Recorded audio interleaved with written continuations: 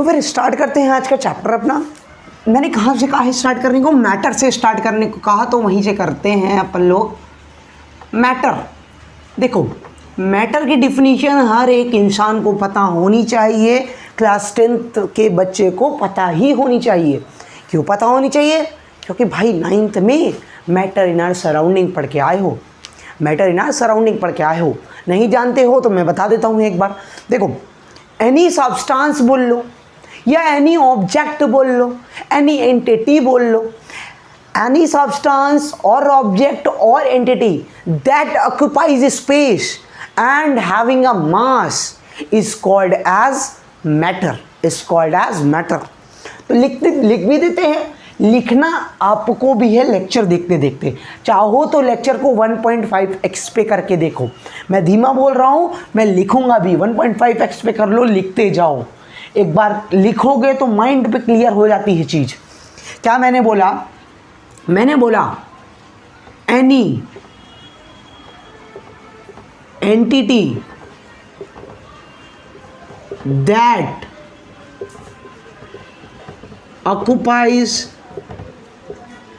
occupies space and having a mass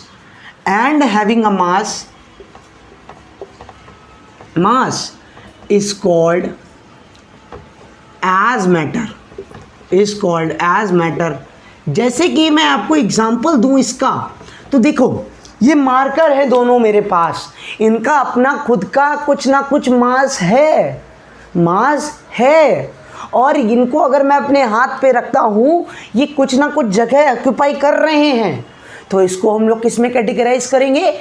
in a matter में categorise करेंगे। अब ये जो मैटर की बात कर रही मैंने, there are two types of changes in matter. लिख लो, ये भी लिखते चलेंगे हर चीज आज। There are two types of changes in matter। कौन कौन से चेंजेस होते हैं भाई? देखो, सब लोग पढ़ के आए हुए दोनों चेंजेस के बारे में। एक चेंज हो गया तुम्हारा फिजिकल चेंज, एक हो गया केमिकल चेंज। ज़्यादा बताने की इसमें ज़रूरत नहीं पड़नी चाहिए क्योंकि सब पढ़ के आए हो, लेकिन बताऊंगा थोड़ा थोड़ा सबके बारे में। तो देखो, पहला पॉइंट इसका लिखते हैं। पहला पॉइंट कौन सा है? फिजिकल। ये फिजिकल चेंज होता क्या है भैया? देखो बताऊंगा तुम्हें फिजिकल चेंज होता क्या है। फिजिकल चेंज की पहले तुम डिफिनीशन लिख लो, फिर तुम्हें समझाता हूं। फिजिकल चेंज की डिफिनीशन लिखो, सिंपल डिफिनीशन लिखो। इट ब्रिंग्स आउट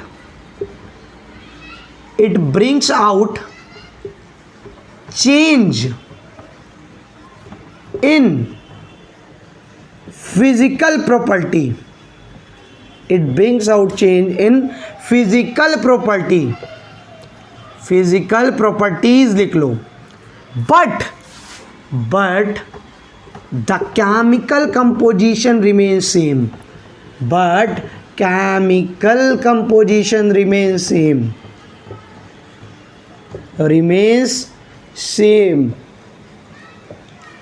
मान लो तुम्हारे पास, इसका मतलब मैं समझाता हूं, जैसे कि एग्जांपल लेते हैं। मान लो तुम्हारे पास दो पेज हैं, तुम्हारे पास पहले पूरे पेज हैं ऐसे लंबे लंबे। जब उसको तुमने टीयर कर दिया, जब तुम्हारे पास वो पेज थे तब तुम्हारे पेजों का वजन कितना था? 10 ग्राम था। और जब पेजों को फाड़ दोगे, दोनों पेजों को टुकड़े कर दोगे छोटे छोटे, तब भी उनका वजन 10 ही ग्राम रहेगा। मतलब कि उसकी फिजिकल प्रॉपर्टी सेम है, सेम रहेगी या चेंज हो सकती है। उसकी फिजिकल प्रॉपर्टी चेंज हो गई यहाँ पर, जब तुमने फाड़ा तो उसकी फिजिकल प्रॉपर्टी चेंज हो गई। लेकिन जो केमिकल प्रॉपर्टी है, केमिकल कंपोजिशन, यहाँ लिखो केमिकल कंपोजिशन मतलब कि 10 ग्राम था तो 10 ही ग्राम रहेगा, ना ज़्यादा होगा ना कम होगा। समझ गए? अब एक पॉइंट इसमें और डाल लो। इसमें एक पॉइंट ये है, कभी भी फिजिकल चेंज हो, कभी भी कोई भी चेंज देख लेना, कोई नया सब्सटेंस फॉर्म नहीं होता।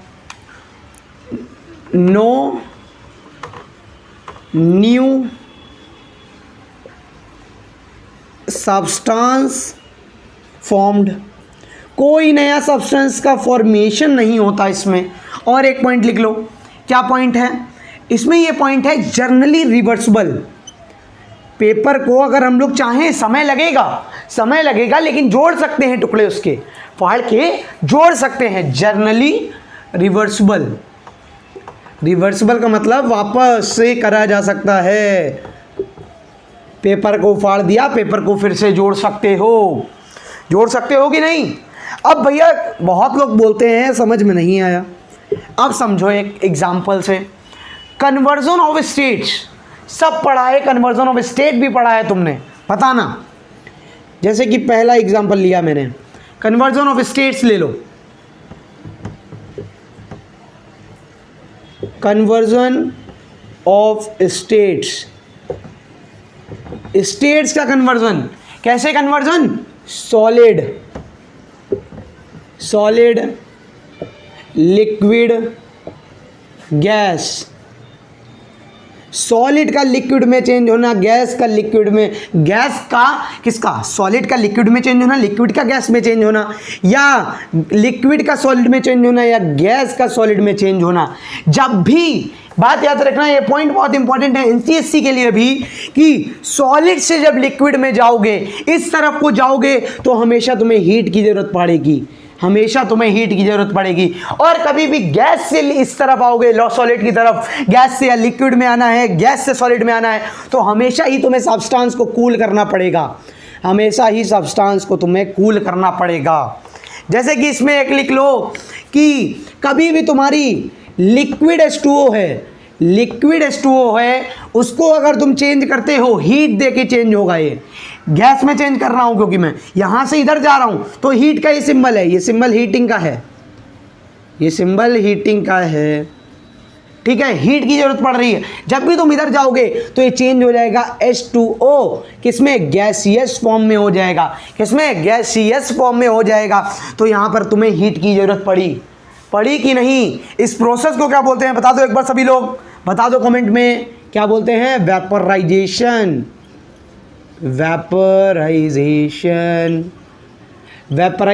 बोलते हैं इस प्रोसेस को।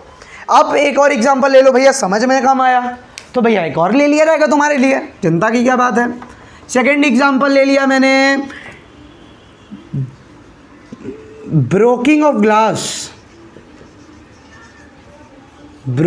ग्लास,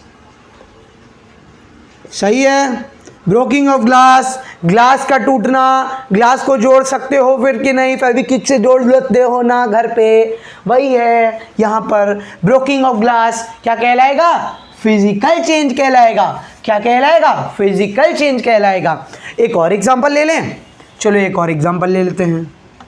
क्या एग्जांपल ले लिया जाए? क्या एग्जांपल ले लिया जाए? ले लिया जाता है एक एग्जांपल, टीयरिंग ऑफ पेपर, जिससे मैंने एक्सप्लेन करा तुम्हें। टीयरिंग ऑफ पेपर, समझ में आया? 3 एग्जांपल काफ़ी हैं, नोट कर लो अपने साथ। इसकी पीडीएफ भी तुम्हें अवेलेबल हो जाएगी, पूरी पीडीएफ मेरे हैंड रिटन से। पूरे नोट्स तुम्हें इस लेक्चर के, पहला लेक्चर पहले नोट, दूसरा लेक्चर दूसरे नोट, तीसरा लेक्चर तीसरे नोट, सब कुछ तुम्हें अवेलेबल कर दूंगा। कहाँ पर? ये तुम्हें अवेलेबल होगा, कितने अवेलेबल होगा? ये तुम्हें अवेलेबल होगा हमारे टेलीग्राम ग्रुप पे। कहाँ है हमारा टेलीग्राम ग्रुप? टेलीग्राम में है। उसकी लिंक कहाँ मिलेगी? इस वीडियो के डिस्क्रिप्शन में मिलेगी। लिंक में क्लिक करोगे डायरेक्ट टेलीग्राम में पहुंच जाओगे, और इससे रिलेटेड डीपीपी भी मिल सकती है तुम्हें। आज की डीपीपी मैंने डिज़ाइन कर ली है। अगर इससे रिलेटेड क्वेश्चंस भी चाहिए तो तुम हमारा टेलीग्राम चैनल ज्वाइन करो, डीपीपी भी मिल जाएगी तुम्हें वहाँ पर। अब फिजिकल चेंज की बातें हो गई बहुत, अब बात करने वाला हूँ किस पे? अब बात करूंगा केमिकल चेंज पे।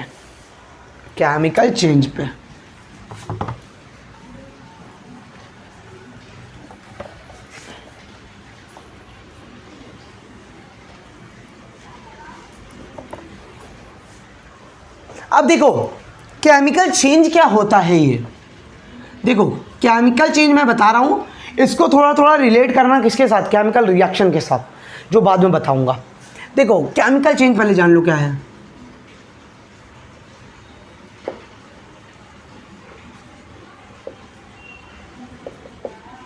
ये केमिकल चेंज क्या होता है?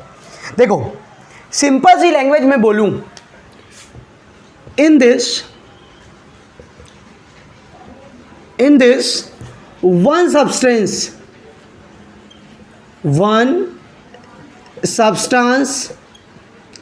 react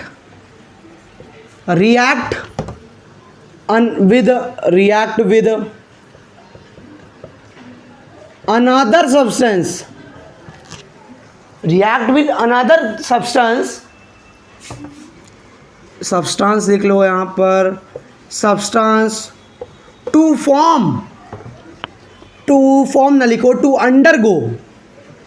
to undergo the changes in chemical composition, to undergo the changes in chemical composition। जैसे कि फिजिकल प्रॉपर्टीज बदलती थी सिर्फ किसमें, फिजिकल चेंज में, वैसे ही केमिकल चेंज में केमिकल प्रॉपर्टीज बदलती हैं। केमिकल कंपोजिशन समझ गए? अब देखो मेरे बच्चे, इसमें एक बात और जानने लायक है। जैसे कि फिजिकल चेंज में ये था कि कोई भी नया सब्सटेंस फॉर्म नहीं कर रहा था, यहाँ पर उसका उल्टा है। क्या उल्टा है भैया? यहाँ पर new substance formed, new substance का फॉर्मेशन होता है कि नहीं? अब एक पॉइंट और है, वो जैसे कि रिवर्सिबल थी, ये इरिवर्सिबल होती है, जनरली इरिवर्सिबल। समझ में आ गया? जनरली ये हमारी कहलाती क्या है? इरिवर्सिबल भी होती है। इरिवर्सिबल चेंज भी कहते हैं इसको, केमिकल चेंज को इरिवर्सिबल चेंज भी कहते हैं। अब जैसे इसका एग्जांपल ले लिया जाए, तो पहला एग्जांपल है इसका,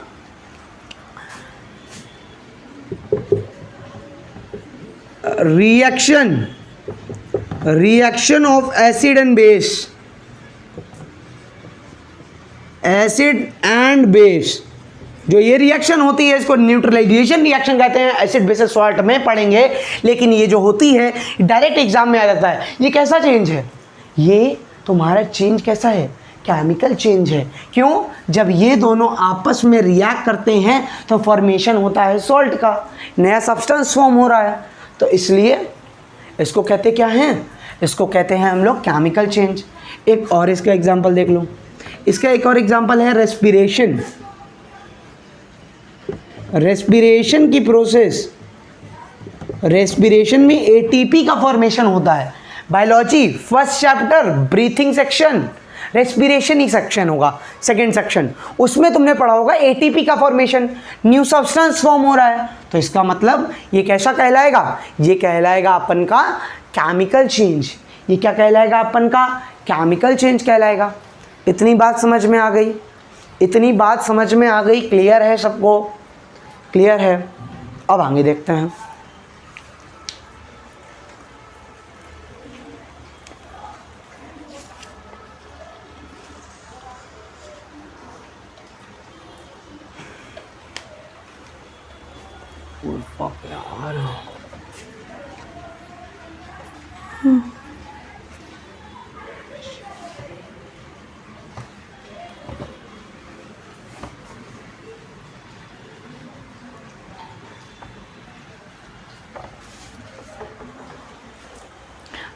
अब बारी आती है तुम्हारा केमिकल रिएक्शन की।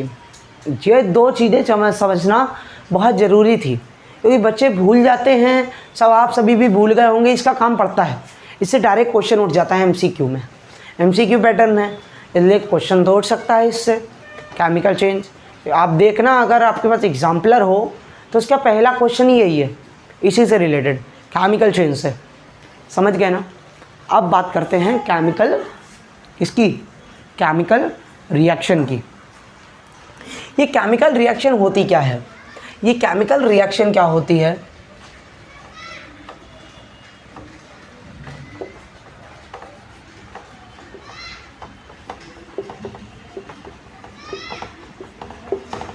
देखो केमिकल रिएक्शन भी सेम होती है डिट्टो केमिकल चेंज के। मैंने कहा था रिलेट करना, जब मैं बताऊं तो रिलेट करो। क्या रिलेट करें? केमिकल रिएक्शन में होता है one substance react with one another to form new substance with entirely different properties.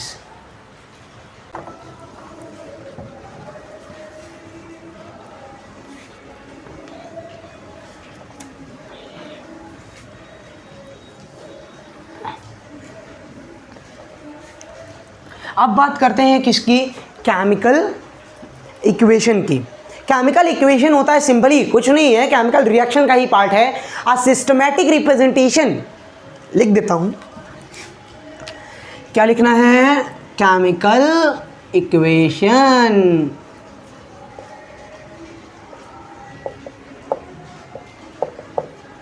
Chemical equation की डिफिनेशन लिख लो, फिर समझाऊंगा। केमिकल इक्वेशन होती है जैसे कि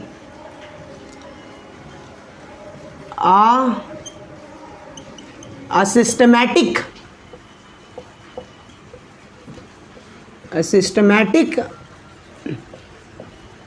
representation of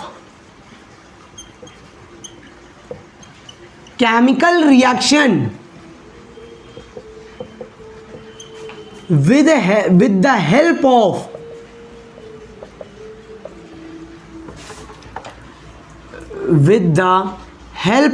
किसकी हेल्प से? याद करो, किसकी हेल्प से? With the help of formula, with the help of formula and symbol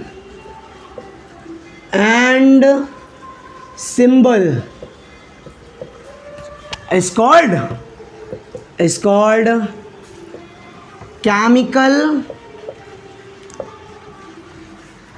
equation कहलाती। क्या है ये? केमिकल इक्वेशन कहलाती है। क्या कहलाती है? केमिकल इक्वेशन कहलाती है।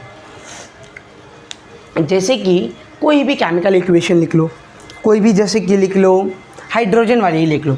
जो केमिकल रिएक्शन थी, केमिकल रिएक्शन में हमें ऐसे लिखना पड़ता, हाइड्रोजन प्लस ऑक्सीजन,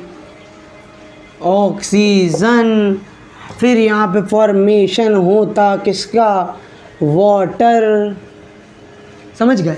लेकिन जब केमिकल इक्वेशन की बात करेंगे तो भाई इन सब के हम नाम नहीं यूज़ करेंगे, डायरेक्ट इनका फॉर्मूला लिख लेंगे या इनके सिंबल्स लिख देंगे।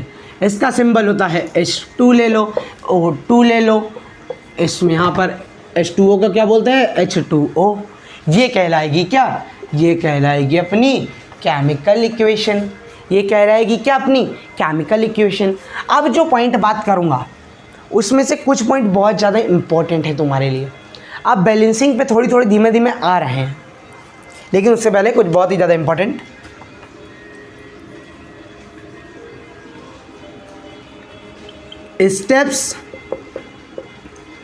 Steps writing for chemical equation. Chemical equation को लिखने के लिए, इसको लिखने के लिए क्या क्या स्टेप्स हैं? पहले शुरुआत से बात करते हैं। पहले सिंपल है,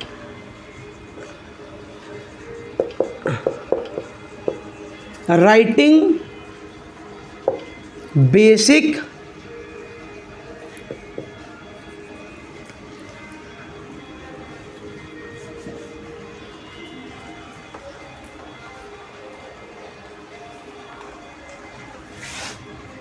पहला है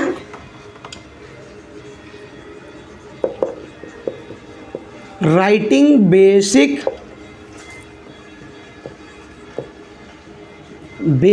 स्केलेटल इक्वेशन। स्केलेटल इक्वेशन होती है अनबैलेंस्ड इक्वेशन होती है। जैसे कि मैंने सिंपल सी इक्वेशन लिख दी। क्या मैंने लिख दी सिंपल सी इक्वेशन? मैंने लिख दी Mg प्लस O2 फॉर्मेशन हो गया MgO का। हो गया कि नहीं? ये सिंपल है, बेसिक स्केलेटल इक्वेशन है, क्योंकि यहाँ देखो दो मॉलिक्यूल हैं, ऑक्सीजन के, यहाँ पर एक ही है। ये अनबैलेंस्ड इक्वेशन है, इसीलिए इसको बोल रहा हूँ मैं स्केलेटल। स्केलेटल को ही बोलते हैं unbalanced equation. Skeletal equation, unbalanced equation, skeletal equation equal to unbalanced equation, दोनों ही सेम होते हैं। अब मैं बात करूँगा किसकी, राइटिंग प्रॉपर केमिकल इक्वेशन की। इसको इरेज करके बात करना चाहूँगा उसकी, क्योंकि मैं सोच रहा हूँ जैसे ही मैं लिखूँ तुम लोग उसका स्क्रीनशॉट ले लो, बिल्कुल सिंपल वे में लिख दूँगा। क्या लिखूँ भैया, लिखना तो आपको है, क्या लिखना है भैया, मुझे लिखना है राइटिंग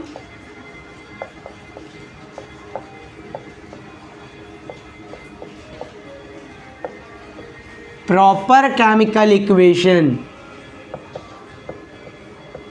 शायद ये आप लोग को दिख रहा होगा, राइटिंग प्रॉपर केमिकल इक्वेशन। अब इसमें क्या है, फॉर मेकिंग, एक पॉइंट यहां पे लिखो, for making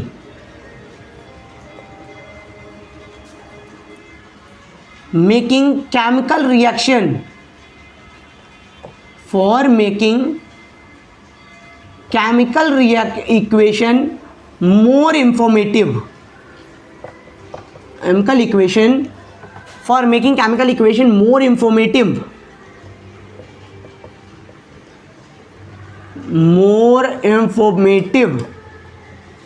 follow these steps, follow these steps। क्या स्टेप्स हैं भैया ये, देखो कभी भी तुम लिखोगे केमिकल रिएक्शन इक्वेशन तो उसमें पहले तुम लिखोगे क्या, फिजिकल स्टेट्स। फिजिकल स्टेट्स उस सब्सटेंस की होनी चाहिए। जैसे कि कुछ की फिजिकल स्टेट बता देता हूँ, यहाँ से लिखना चालू करते हैं।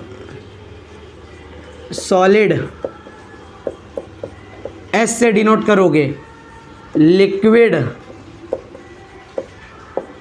किससे डिनोट करोगे, एल से डिनोट करोगे, और गैस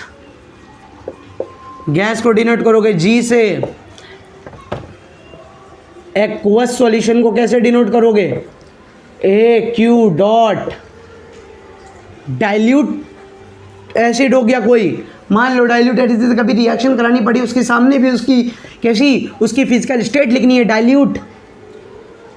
डाइल्यूट को कैसे लिखोगे, डाइल्यूट को तुम लिखोगे DIL डॉट। कंसंट्रेटेड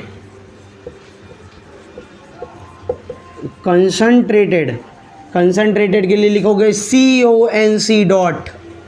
इतना तुम्हें पता होनी चाहिए, बेसिक्स हैं सब, क्योंकि मैं बहुत ज़्यादा हाई लेवल तक ले जाऊंगा तुम्हें, बहुत ज़्यादा हाई लेवल तक। ठीक है, अब सेकंड पॉइंट आता है, सिंबल्स जान लो। Evolution of gas is represented by this arrow. इस एरो से सिंबल और evolution of gas is represented by this arrow, up arrow. अब यहाँ पर बात होती है प्रेसिपिटेट को कैसे दिखाएंगे। प्रेसिपिटेट का अपना अलग सिंबल है, प्रेसिपिटेट इज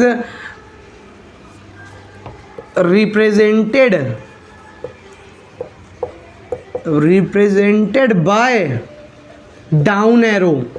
डाउन एरो से प्रेसिपिटेट को दिखाओगे। अब और देखो एक बात, कभी भी रिएक्शन की कंडीशन लिखना बहुत जरूरी है। ऑलवेज राइट द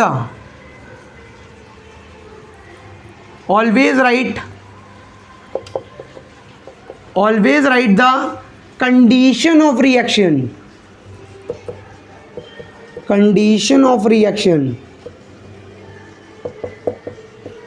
कैसी कंडीशन, जब तुम हीट से रिएक्शन को कंडक्ट कराओगे तो तुम कैसे करोगे, यहां पर हीट ऐसे ये सिंबल होता है हीट का, हीट का ये सिंबल होता है, याद रखना। ये किसका सिंबल होता है? ये हीट का सिंबल होता है। ये किसका सिंबल होता है? हीट का सिंबल होता है। और कभी भी तुम सनलाइट के प्रेजेंस में रिएक्शन कराओगे, सनलाइट के प्रेजेंस में जब रिएक्शन होगे, HV रेज, HV लिख देना है तुम्हें, HV लिख देना है, जो एरो होता है, या उसके ऊपर ऐसे लगा दो, या कभी सनलाइट के प्रेजेंस में हो रही है तो यहाँ पर HV लिख दो।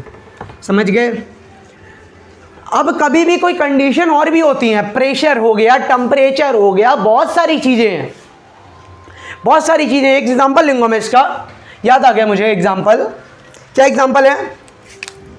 CaCO3, कैल्शियम कार्बोनेट, CaCO3 को जब मैं हीट करूँगा, कंडीशन है इसकी, हीट कर रहा हूँ तो फॉर्मेशन होता है CaO प्लस। और किसका फॉर्मेशन होता है भाई बताओ? भाई तुमको तो पता होना चाहिए, तुम पढ़ के आए हो हर चीज़, तो तुम्हें क्यों नहीं पता? तुम्हें पता होनी चाहिए। अगर तुम्हें पता है तो इसका जवाब दोगे कमेंट बॉक्स में, कमेंट बॉक्स में इसका जवाब दोगे। इसमें फॉर्मेशन होता है किसका? CO2 का। किसका? CO2 का, क्योंकि तुम पढ़ चुके हो भाई, ये चैप्टर तो आना चाहिए। और भी कंडीशन होती है, प्रेशर होता है, टेम्परेचर होता है, कैटलिस्ट होता है, कभी भी कोई एंजाइम को लेकर रिएक्शन कराई जाती है, एंजाइम से रिएक्शन तेज हो जाती है। समझ रहे हो ना? तो इतनी बातें समझो, वो यहाँ पर एरो के ऊपर लिखना है, तुम्हें ऊपर लिखना है। अब एक पॉइंट आता है, बहुत ही ज़्यादा इंपॉर्टेंट पॉइंट है, वो बहुत ही ज़्यादा इंपॉर्टेंट पॉइंट है। बात करता हूँ ये रेस करके।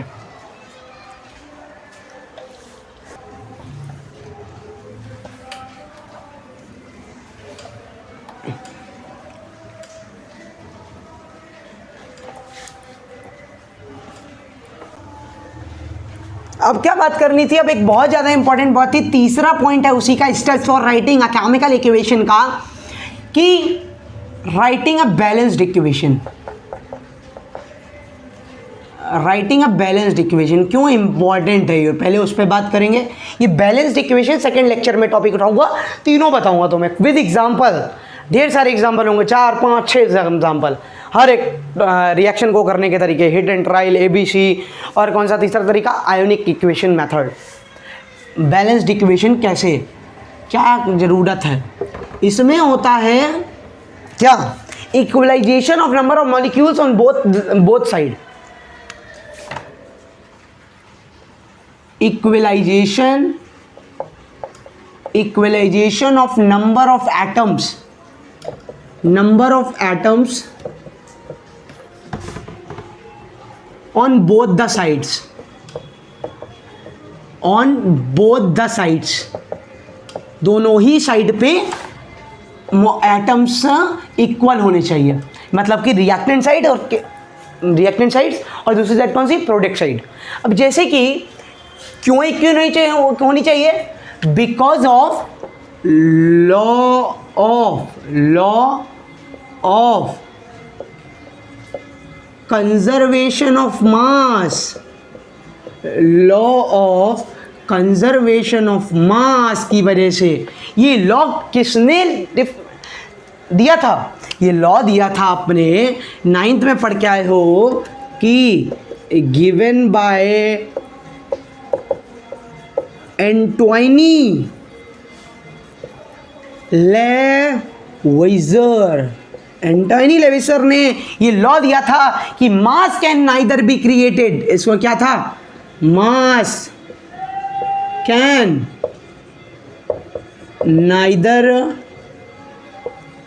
बी क्रिएटेड और नॉर बी डिस्ट्रॉयड। ना ही डिस्ट्रॉयड होगा, ना ही बनाया जा सकेगा। अगर यहाँ पे दोनों जगह मास इक्वल होना चाहिए। अगर रिएक्शन के पहले, अगर मैं अभी एक एग्जांपल ले लूँ, इसके बाद लेक्चर का एंड कर देंगे।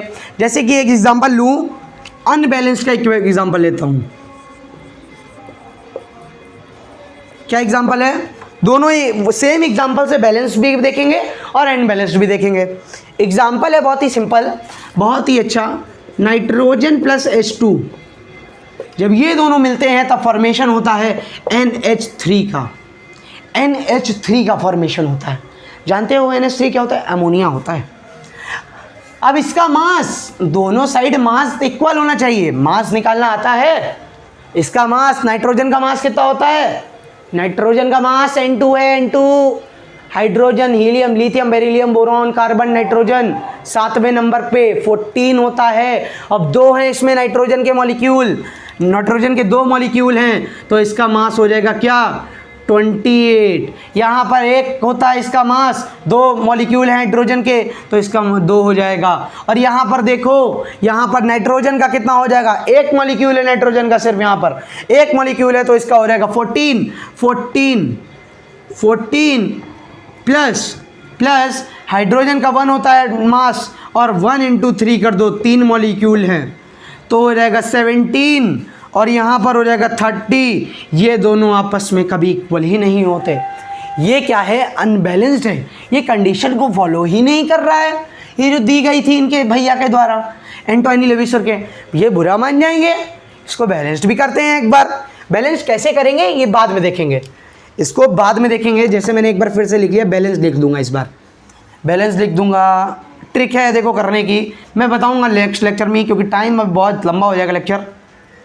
हाँ, तो इसको लिख लो 3H2 और 2NH3। देखो बैलेंस है कि नहीं? यहाँ पर N के 2, H के 3, H के टोटल 6, 2 से मल्टीप्लाई होगा, यहाँ पर भी 6। अब इसका निकालो मास। इसका मास कितना? 28। कैसे? N का 14 होता है, 2 N के मॉलिक्यूल हैं, तो 28 हो जाएगा। अब यहाँ पर H का कितना होता है? 1 होता है। H के कितना? 6 मॉलिक्यूल हैं, तो यहाँ पर 6 हो जाएगा। अब यहाँ पर क्या N का कितना होता है? N का, रुक जाओ पहले, यहाँ पर 2 लिख लो, इंटू यहाँ पर कितना आया था? सेम है ना पूरा, ये तो पूरा सेम है ना। कितना है? 17 आया था, 17 लिख लो।